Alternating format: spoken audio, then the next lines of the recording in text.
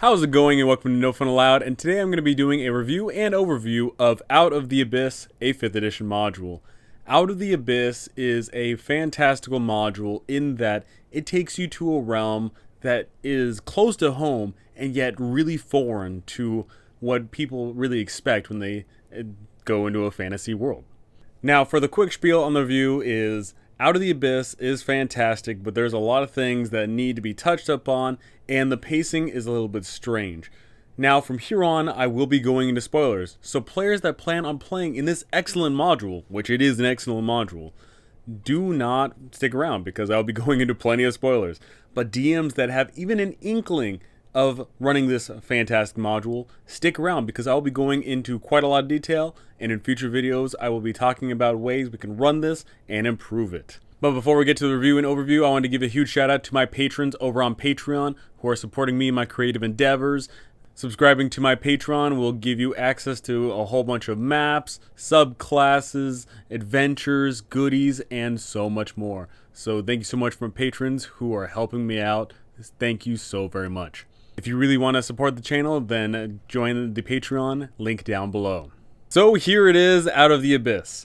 The interesting thing about Out of the Abyss compared to, I think, every other 5e adventure module in the whole lineup is that we don't get a truly dedicated map of the play area that we're going in. And there is a good reason for that. When you look at any other adventure module, you are typically traveling on land, and that makes sense. But not in Out of the Abyss. In Out of the Abyss, our players are in the Underdark, and the Underdark is a vast labyrinth of caves and tunnels and all sorts of various things underneath the land continent that your players typically adventure on. So we get this map, which does a pretty good representation of seeing how far some things are, but there's no true dedicated, oh, that's definitely here, that's definitely there. We basically just get a general overview of things, which I think is perfectly fine. So what is Out of the Abyss? Out of the Abyss is a bit strange. It's basically two adventures in one. The first half of the adventure is our players getting trapped in the Underdark, and their entire time they're trying to get out of the Underdark, because presumably they're not from the Underdark, they're probably from the land. So that whole first huge section of the adventure is your players trying to escape to freedom and escape to the sun. Now the second part of the adventure is your players returning back to the Underdark to deal with a terrible menace that is plaguing the Underdark. Demons are spilling out and causing chaos to be sown everywhere, and it's quite a tremendous experience, and by the end of it your players will be going up against the demon gods essentially, and it's pretty ridiculous at the end. So I'll be going chapter by chapter really quickly, but one thing I really want to say is there is a bit of a strange thing going on with this adventure in that it is two adventures, and the first half of the adventure is so compelling because you tell your players, hey, build characters that, really love their homes or whatever. And then you kidnap them and say, hey, you want to get out of here. Go out and get out. And that is so compelling. That is such a good reason to adventure. Escape, freedom, survival. Those things hit close to home. However, the second half of the adventure is a bit strange because you presumably are these characters that have spent all this time trying to get out. And then, basically like the movie cliche of, oh, as soon as we get out, they'd send us right back in. Because the second half of the adventure is you having to crawl your way back all through the Underdark and deal with threats that are larger than life. So there is a bit of a weird pacing to that. And I know that a lot of people would have characters that truly would not want to return. A lot of people would have characters that just straight up would say, we spent all this time getting out, I don't want to go back. And you gotta deal with that as it may. What I'm here to tell you now, and in future videos that I will be making about running this adventure module, is that it very well could be that these are just two separate campaigns written into one major book. That could very well be the case. I certainly think that you may overstay your welcome in one campaign if you run this entire book wholesale. But without further ado, let's go chapter by chapter. In chapter 1, Prisoners of the Drow, guess what? Your players are prisoners of the Drow. And right there, just so compelling. You say, hey players, you're kidnapped by the drow and you're in prison. What do? And right from the get-go, your players just have that autonomy, that creative freedom to figure out how they're going to escape. You can, of course, allow them to do whatever it is that they think they can do, but to help really facilitate this escape, as well as seed in further parts of the adventure, demons cause quite a bit of a stir, and that is when the moment to escape draws, as your players get to tackle against a whole bunch of drow as well as potentially some demons. Not only do the PCs escape, but a whole bunch of NPCs join the party. And right there, that creates a whole bunch of unique opportunities to do so many different things throughout the entirety of this adventure. Right from the get-go, our players get introduced to a whopping 10 NPCs that will be joining them. And the great part about this is, depending on the kind of DM you are and the kind of game you want to run, you can use these NPCs in a variety of ways. You can have them killed off horrifically to show off how dangerous the Underdark is. You can have them stick around and have plenty of roleplay and banter. You can have them lead the party to the places you want to lead them to, because they're all different. You've got Buppido, who's a Darrow. You've got Jimjar, who's a Deep Gnome. You've got Ront, an Orc. You've got all these different characters, and they can help guide your party to a specific path, a specific destination. And once again, if you want to have them die off or have them run away or have them be future things, then you can do so. It allows for that creative freedom to have these NPCs be thrown wherever it is you want to throw them to. Now, once your players escape the drow encampment, that is when we get to Chapter 2, Into Darkness. This is going to be the bulk of the first portion of this adventure, where your players are moving about the Underdark. Where do they go? How are they going places? And also, very importantly, how do they deal with the drow? Because guess what? Those drow don't want to just let you go free. There's a whole bunch of drow that want to keep capturing you. And so your players are not only going to have to move from place to place, dealing with all the terrible monsters and NPCs that are floating around the Underdark, but they've also got to deal with the drow hot on their heels. That creates a whole bunch of sense of tension and dread as they are trying to find any sort of path to get it to the surface. The next few chapters are chapters that cover some of the more important locations that your players are going to be going to, but there's still plenty of other locations that your players will be going to that are found in Chapter 2. So in Chapter 3, we have the Dark Lake, and you'll never guess what the Dark Lake is. It's just a lake that's dark. It's a large lake that's underwater, but it allows for a whole bunch of awesome encounters, and it allows for your players to get from one place to another. In Chapter 4, we've got Gracklestugh, the City of Blades, the home of the Dwergar. The Dwergar here are large and in charge. Large dwarves, get it?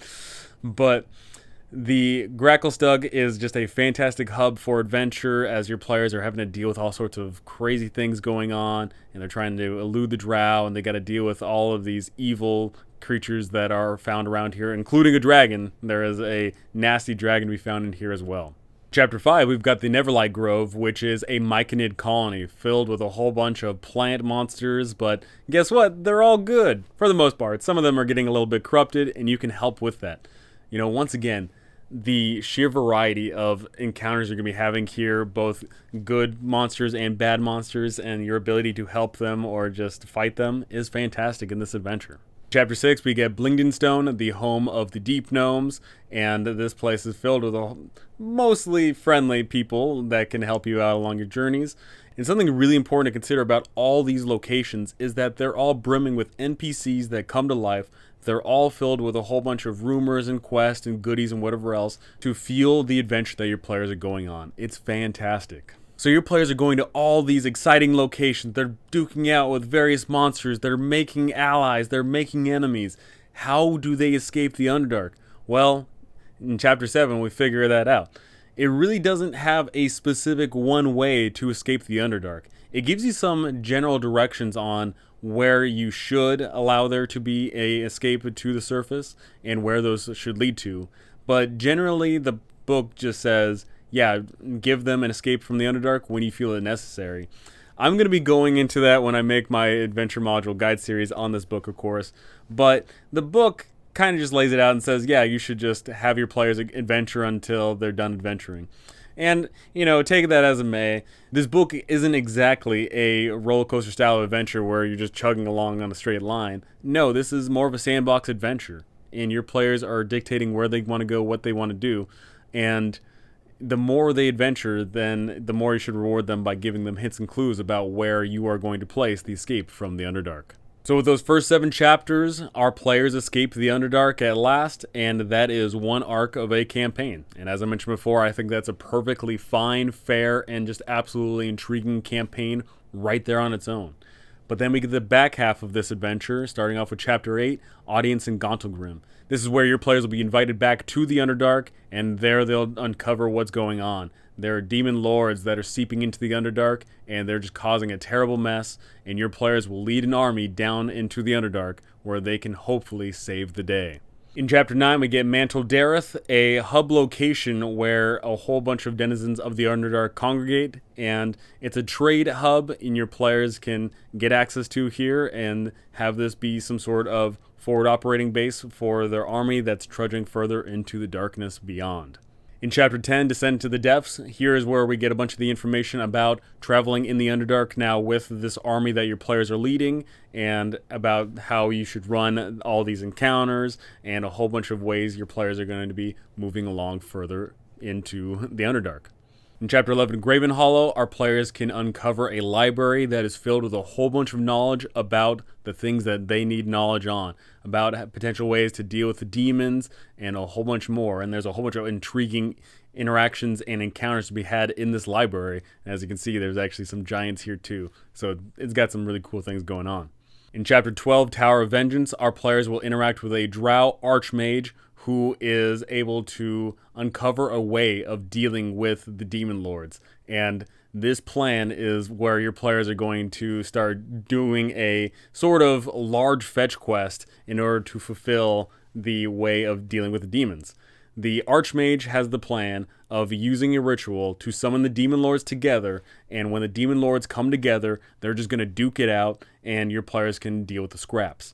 Now, the problem with this ritual is that it requires a lot, and that is where your players are going to be going out from here on in, and they'll be getting bits and pieces from all over to enact this ritual. In Chapter 13, the Worm Writhings, guess what one of the pieces that your players need for this ritual? Oh my goodness, it's in a purple worm lair. Your players got to deal with purple worms and a whole bunch of other nasty things that are skulking around here. Purple worms, by the way, are incredibly deadly.